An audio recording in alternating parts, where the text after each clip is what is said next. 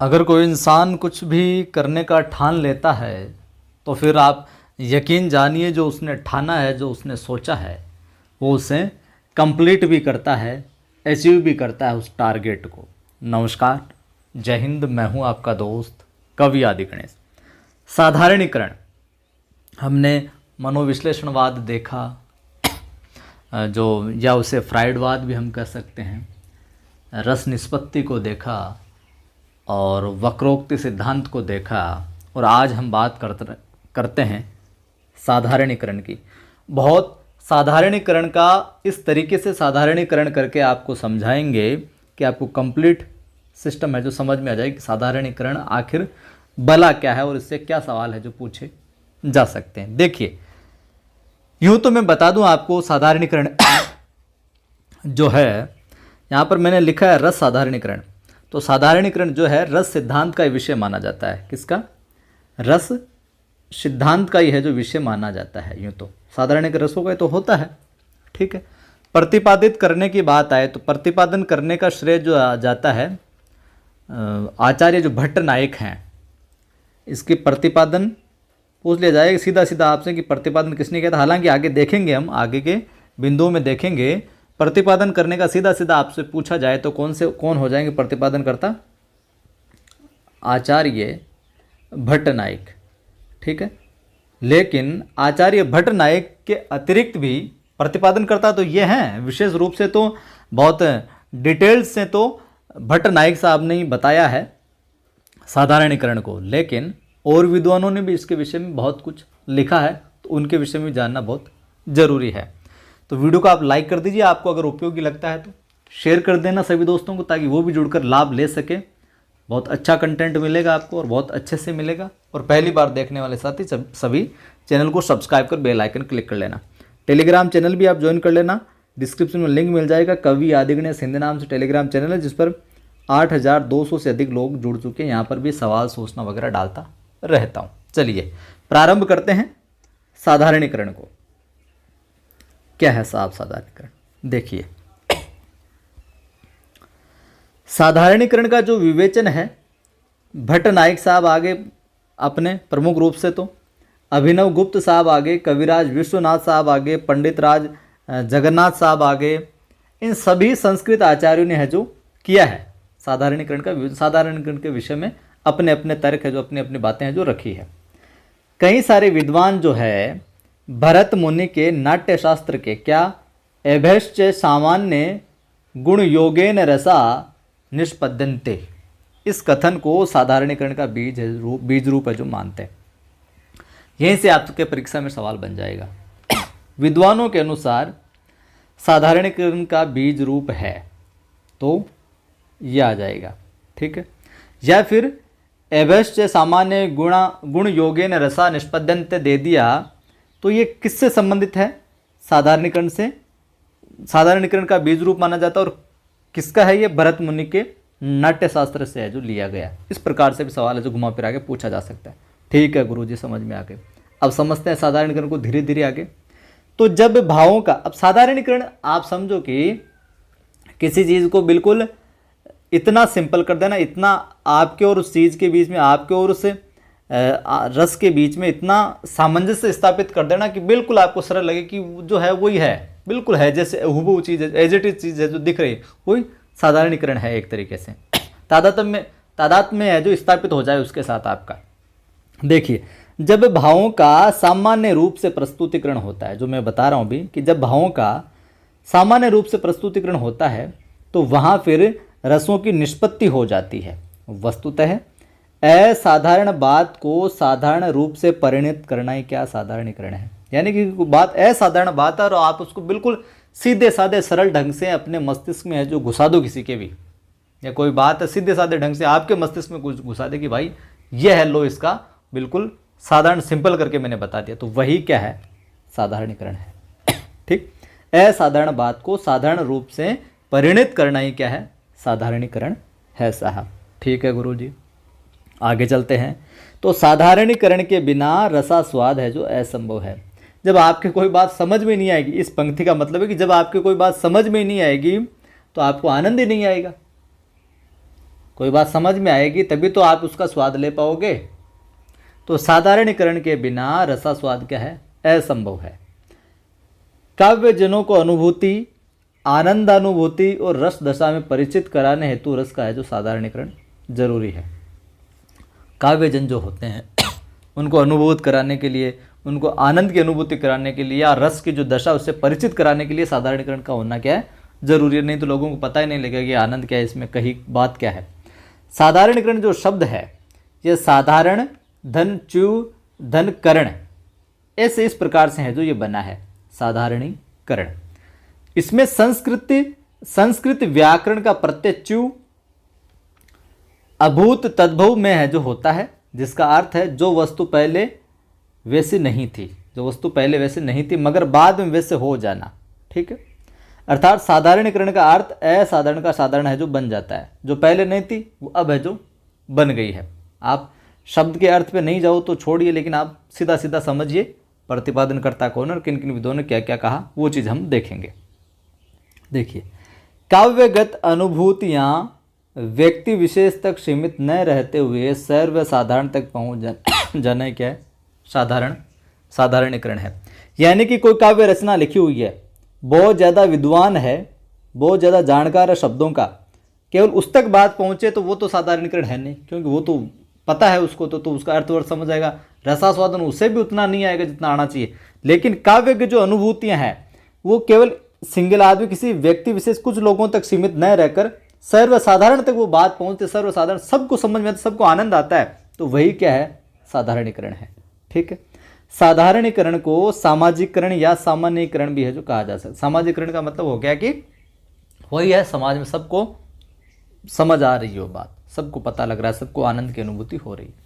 जैसे कि हम उदाहरण के रूप में लेते हैं, पहले भी रस निष्पत्ति में भी ये उदाहरण कई जगह आया था।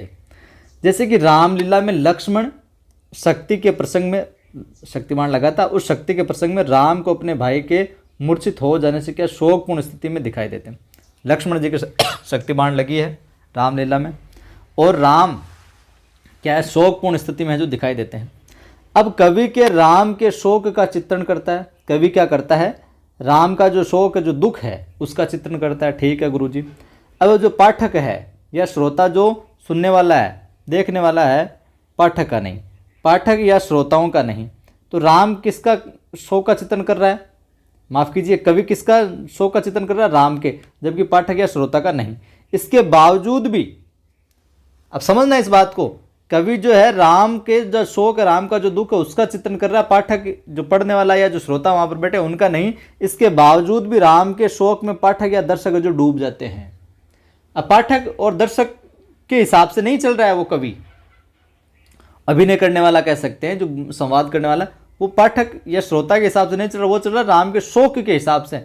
इसके बावजूद भी जो पाठक या दर्शक है जो राम का जो शोक है, राम का जो दुख है उसमें डूब जाते हैं। तो क्यों? क्योंकि काव्य में व्यक्त शोक किसी एक व्यक्ति का शोक नहीं रहता, जबकि वह समग्र मानव समाज का शोक बन जाता है। और इस प्रसंग में चित्रित राम का शोक होता है, मगर पाठक उस शोक से है जो समरस हो जाता है। उसका जो भाव वहाँ उसके हृदय में अनुभूत हो रहा है, वही है जो पाठक हृदय में समरस हो जाता है। और यह समरस होना ही क्या है, साधारणीकरण है साहब।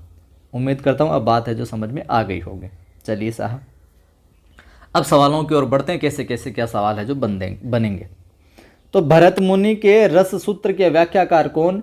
भट्ट नायक साहब। और भट्ट नायक कौन से व्याख्याकार थे? प्रथम थे, दूसरे थे, या फिर तीसरे व्याख्याकार थे, या चौथे व्याख्याकार थे?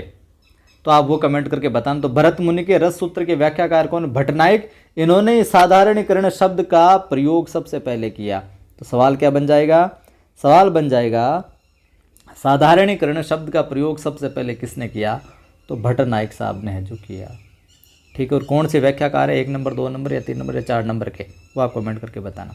देखिए, भट्ट नायक के अनुसार, अब भट्ट नायक साहब क्या कहते हैं? भट्ट नायक के अकॉर्डिंग विभावादि साधारणीकरणात्मना भावक्त्व व्यापारेण भाव्ये मानोरस भोगेन परम भुज्यते इति। भट्ट नायक की व्याख्या के विश्लेषण की हम बात करें तो उससे पता लगता है क्या कि साधारणीकरण विभाव आदि का होता है। तो भट्ट नायक के अकॉर्डिंग साधारणीकरण किसका होता है? विभावादि का होता है, और यह वास्तव में भावत्व व्यापार का प्राण है, और दोनों में एक ही रस होता है। भावत्व व्यापार द्वारा भाव्यमान स्थायी भाव ही रस रूप में परिणत हो जाता है। जो भावत्व भावों का जो व्यापार है उसके द्वारा भाव्यमान जो स्थायी भाव है, भाव ही रस रूप में क्या है, बदल जाता है, परिणत हो जाता है। और यह रसास्वाद के पहले की वह प्रक्रिया है जो रस के विभिन्न अवयवों को अपने विशेष भाव से जो आस्वाद्य रूप में जो प्रस्तुति देता है। तो साधारणीकरण का सबसे पहले प्रयोग भट्टनायक साहब ने कहा, प्रतिपादन करता भट्टनायक साहब। ये चीज़ें जो ध्यान में रखना, ठीक है। और ये ऊपर संस्कृत वाला पंक्ति जो ध्यान में रखना। अब ठीक है, भट्टनायक साहब ने तो ये कह दिया। मैंने जिससे कहा कि शुरुआत में अलग अलग विद्वानों ने विवेचन किया है इसका, ठीक है, साधारणीकरण का। तो अभिनव गुप्त साहब क्या कहते हैं? तो अभिनव गुप्त ने भट्टनायक का जो मत था उसको थोड़ा सा संशोधित करते हुए साधारणीकरण के विषय में लिखा है। क्या लिखा कि तस्याम चयो मृग पोत कादि भारती तस्य विशेष रूपत्वा भावाभीत इति त्रास कस्या पारमार्थी कत्वाद भयमेव परम देश कालद नालिंगतम। तो इससे स्पष्ट हो जाता है क्या, इस पंक्ति को जरूर आप लिख लीजिएगा। कौन कहते हैं? भट्टनायक साहब के ये, और इसके साधारणीकरण के विषय में जो लिखते हैं। क्या इससे क्या स्पष्ट होता है? इससे स्पष्ट होता है ये कि साधारणीकरण विभावादि का नहीं जबकि स्थायी भाव का होता है। ऊपर क्या कहते हैं भट्टनायक साहब की विभावादि का होता है, लेकिन यहाँ पर अभिनव गुप्त साहब थोड़ा सा संशोधन करते हुए कहते हैं कि साधारणीकरण विभावादि का नहीं होता है जबकि किसका होता है? स्थायी भाव का होता है। ध्यान में रखना, सवाल पूछा जा सकता है आपसे। तो जिस तरह स्थायी भाव के कारण विभावादि होते हैं उसी प्रकार स्थायी भाव के एक साधारणीकरण से ही साधारणीकरण हो जाता है। ये क्या तर्क देते हैं कि जिस तरीके से स्थायी भाव के कारण विभावादि होते हैं उसी प्रकार जो स्थायी भाव है उसी के साधारणीकरण से साधारणीकरण है जो हो जाता है। जैसे स्थायी भाव का साधारणीकरण होता है, साधारणीकरण हो जाता है, रसास्वाद हो जाता है। कला के क्षेत्र में भावों का साधारणीकरण निजी न होकर सामूहिक होता है। विशेषता ध्यान में रखना, कला के क्षेत्र में हम बात करें तो साधारणीकरण जो होता है वो निजी न होकर सामूहिक होता है। सिर्फ एक प्रमाता भाव मुक्त नहीं होता, समग्र सामाजिक एक चित्त में भाव का सामूहिक रूप से जो अनुभव करते हैं। इसी मैंने कहा केवल एक कोई आनंद है जो नहीं आता, पूरे देखने वाले पाठक श्रोता, मतलब या यूँ कहेंगे हर किसी के लिए वो आनंद का विषय जो बन जाता है, वो साधारणीकरण है। जहाँ भट्टनायक ने अनुकार्य के भाव का साधारणीकरण मान्य किया है जबकि अभिनव गुप्त ने भाव का संबंध पाठक या दर्शक के हृदय के साथ जोड़ने का जो प्रयास किया। अभिनव गुप्त ने पाठक भाव का संबंध किससे जोड़ा? पाठक या दर्शक ने। और वहाँ पर किसने? उन्होंने सिर्फ और सिर्फ अनुकार्य के भाव का साधारणीकरण मान्य किया था।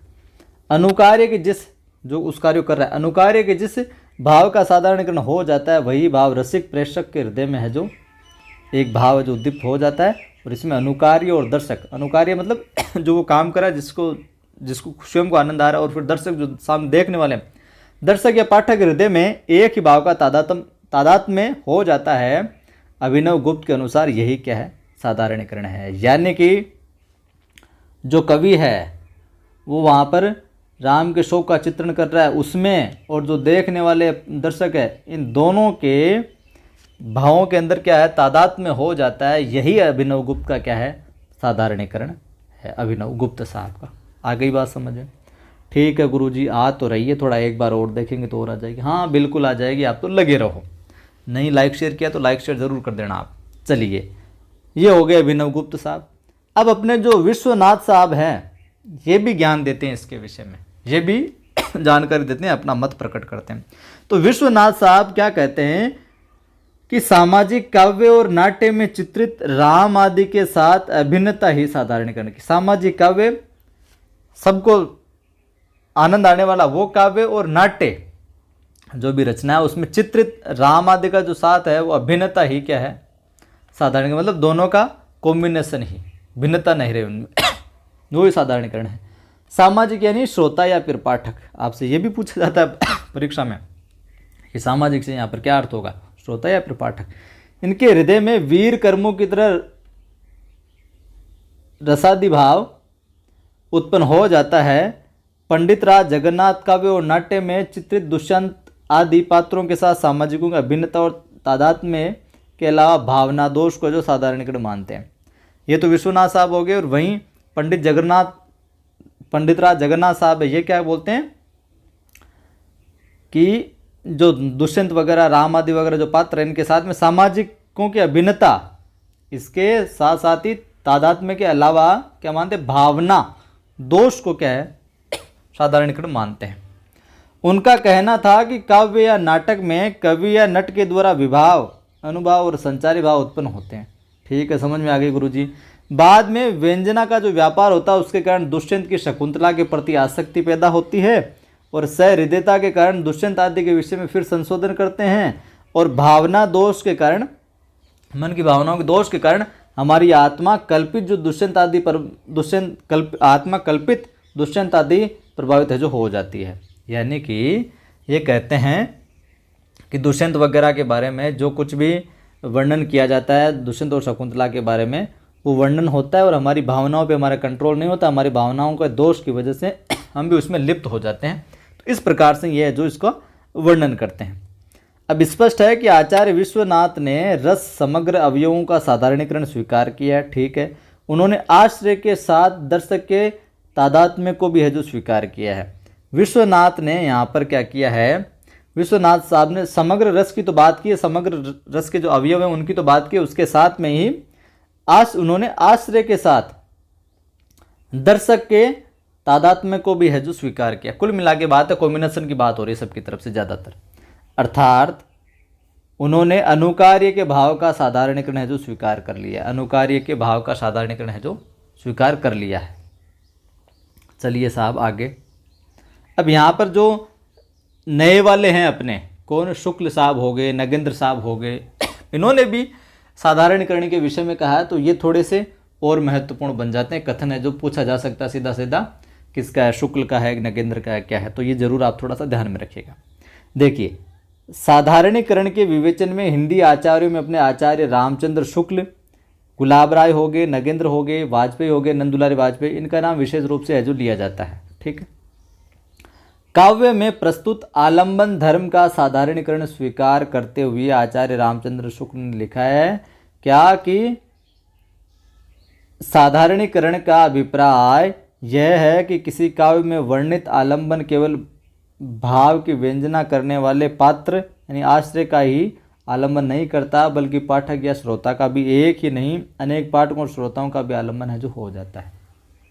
ठीक है, यानी कि शुक्ल क्या कहते हैं कि एक के अंदर ही नहीं होता है यह साधारणीकरण, जो पाठक या श्रोता है वो जो सभी के सभी हैं उनके अंदर भी है जो ये होता है, ये कहते हैं। और आलंबन धर्म का इन्होंने साधारणीकरण स्वीकार किया, ये जरूर ध्यान में रखना। अतः आलंबन हो जाता है, अतः उस आलंबन के प्रति व्यंजित भाव में पाठकों या श्रोताओं का भी है जो हृदय योग देता हुआ उसी भाव का रसात्मक अनुभव करता है। कि जो अनुकार्य के अंदर जो अभिनय कर रहा है, जो उसको चित्रित कर रहा है कवि, उसके हृदय में जो भाव उत्पन्न हो रहे हैं वही भाव है जो क्या होते हैं, श्रोता और पाठकों का भी, उसका भी हृदय जो उनमें योग दे देता है, मतलब मिल जाता है। आचार्य शुक्ल भाव और विभाव का सामंजस्य जरूरी मानते हुए आलंबन धर्म का साधारणीकरण स्वीकार करते हैं। नोट कर लीजिएगा इसको।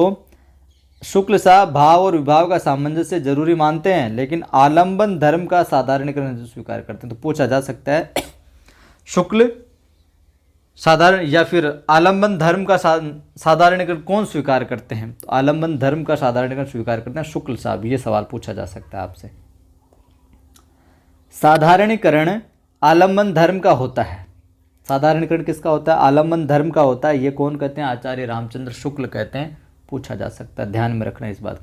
अब इस बारे में वो आगे क्या लिखते हैं, क्या कि कल्पना में मूर्ति तो विशेष ही की होगी, क्योंकि कल्पना में मूर्ति तो विशेष की होगी, पर वह मूर्ति ऐसी होगी जो उसी भाव को पाठक या श्रोता के मन में भी जगाए। समझ में आ गई बात? यह उधर ऊपर वाले आचार्य संस्कृत में उक्ति लिख के फिर समझा रहे थे, यहाँ पर ये सीधे सीधे गद्यात्मक भाषा में समझा रहे। क्या कि जो भी कल्पना की जा रही है कवि के द्वारा, तो वो कल्पना में मूर्ति तो एक विशेष सी होगी, विशिष्ट होगी, पर वह जो मूर्ति होगी वो ऐसी होगी कि उसी भाव को पाठक या जो श्रोता उसके मन में भी जागृत हो जाए वो मूर्ति, इस प्रकार से वो चित्रित करे, जिसकी व्यंजना आश्रय, जिसके हृदय में आश्रय पल रहा है वो आश्रय अथवा कवि करता है। इससे सिद्ध हुआ कि साधारणीकरण आलम्बन धर्म का होता है, व्यक्ति तो विशेष रहता है पर उसमें प्रतिष्ठा ऐसे सामान्य धर्म की रहती है जिसके साक्षात्कार से श्रोताओं या पाठकों के मन में एक ही भाव का है जो उदय थोड़ा या बहुत होता है। जो उसके मन में हो रहा है आश्रय के मन में, वही पाठक या श्रोता के मन में होता है।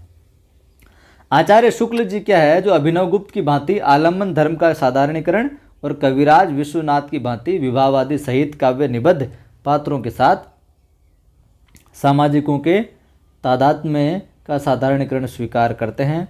आचार्य शुक्ल साधारणीकरण की सबसे अधिक विशेषता आलम्बन धर्म की मानते हैं। फिर बात आ रही बार बार, ये भी इस प्रकार सवाल पूछा जा सकता है कि आचार्य रामचंद्र शुक्ल साधारणीकरण की सबसे अधिक विशेषता क्या मानते हैं, सबसे महत्वपूर्ण विशेषता क्या मानते हैं?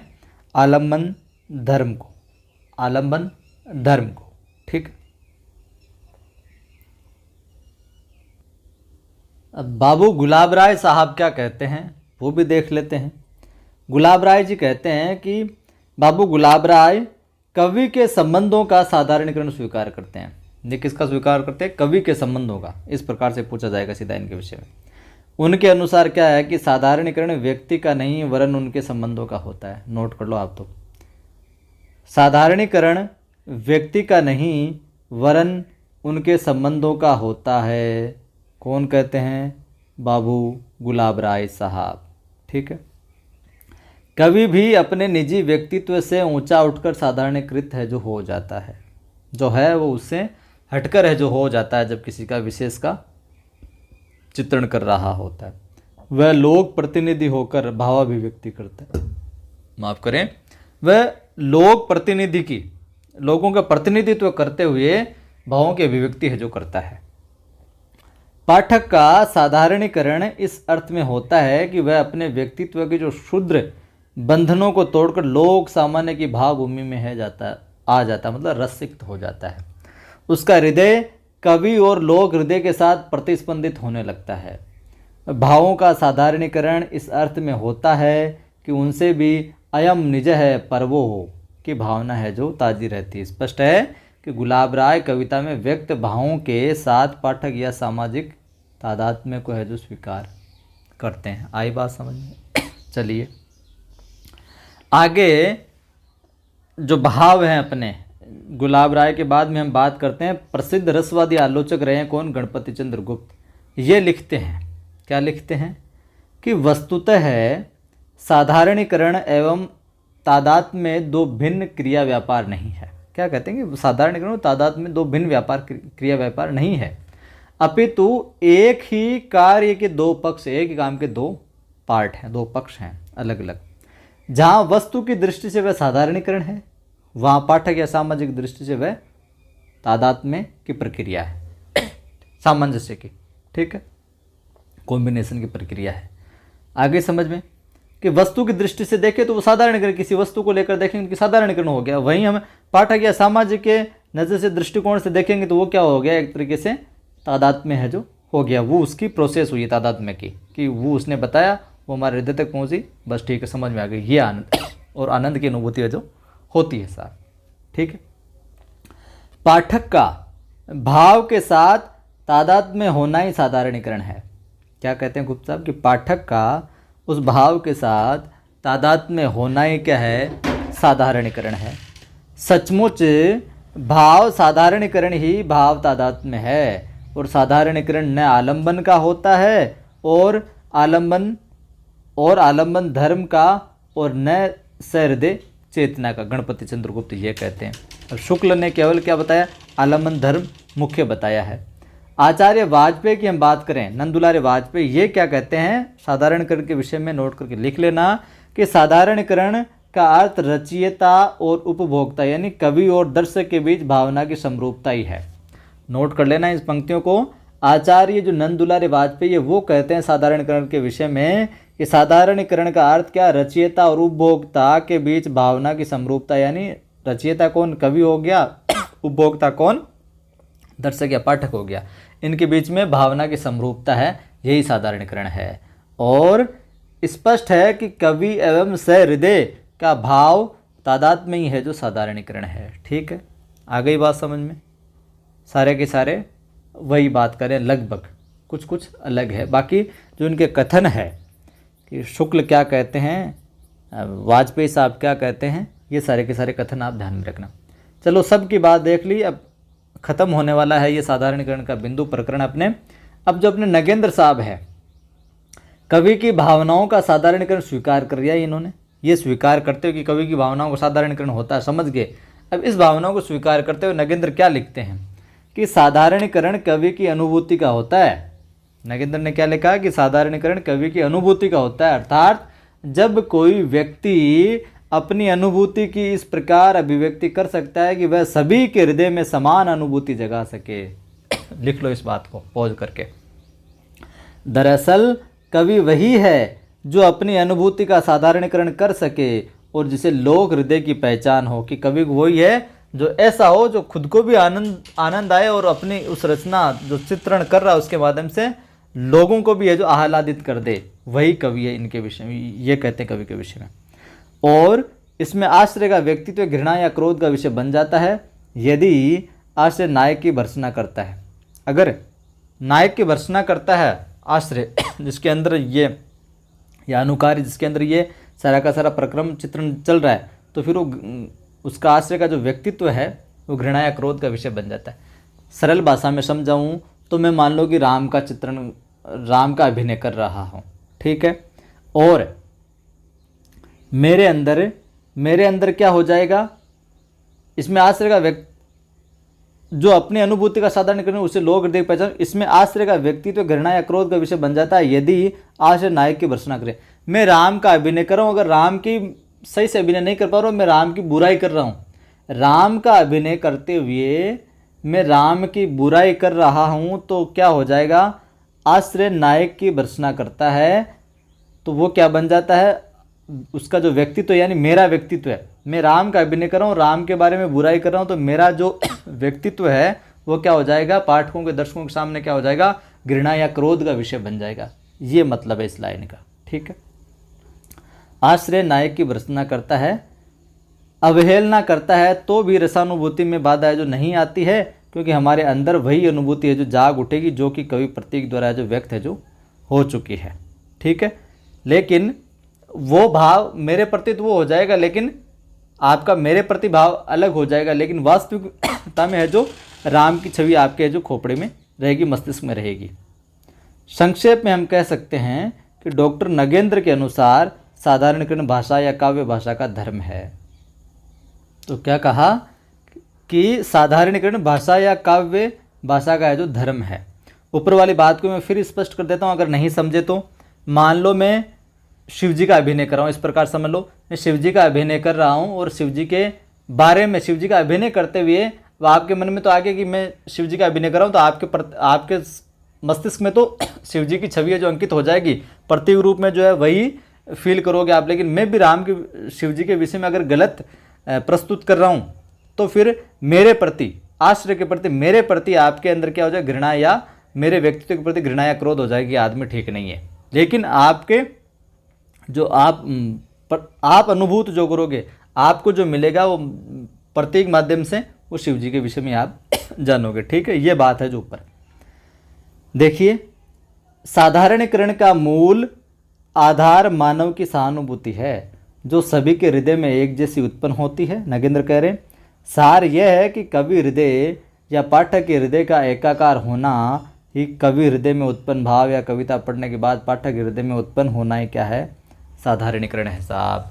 कि कवि वाला और पाठक वाला हृदय जो एक हो जाता है कविता के विषय में, तो वही क्या हो जाएगा साहब, साधारणीकरण है जो हो जाएगा। तो ये था साधारणीकरण। ठीक है, साधारणीकरण बिंदु है जो कंप्लीट होता है। अच्छा लगा है तो फिर लाइक करना, और दोस्तों को दिखाना चाहते हैं तो शेयर करना। पहली बार देखने वाले साथी चैनल को सब्सक्राइब कर बेल आइकन क्लिक करना ताकि हर वीडियो की सूचना मिलती रहे। फर्स्ट ग्रेड की अगर आप तैयारी करें तो first grade first Hindi course इस नाम से प्लेलिस्ट बनी हुई है। सारे फर्स्ट ग्रेड के जो टॉपिक अभी तक करवाएं सारे उसमें मिल जाएंगे आपको। सेकेंडरी करें तो ग्रेड सेकंड की प्लेलिस्ट कोर्स मिल जाएगा आपको। हिंदी साहित्य इतिहास प्रश्नोत्तरी देखना चाहते हैं तो भी लगभग 45-46 टेस्ट वीडियो डालते हैं, वो देख लीजिएगा। हिंदी साहित्य का संक्षिप्त इतिहास जो कक्षा 11-12 के अंदर पुस्तक चला करती है और वहाँ से मोस्ट ऑफ सवाल आपको परीक्षा में देखने को मिलेंगे, वो पुस्तक कंप्लीट पढ़ाई हुई है भैया इस वीडियो के अंदर। और कुछ और भी वीडियो जो उसमें इस प्लेलिस्ट में और भी वीडियो डाले गए हैं जो मिलती जुलती रचनाओं के हो गए, कुछ विशिष्ट ट्रिक वाले हो गए जो परीक्षा में बार बार पूछे जाते हैं सवाल, उनके हो गए। तो इन प्लेलिस्टों में जाकर है जो आप अपनी तैयारी की और है जो धार लगा सकते हैं। जय हिंद, फिर मिलता हूँ।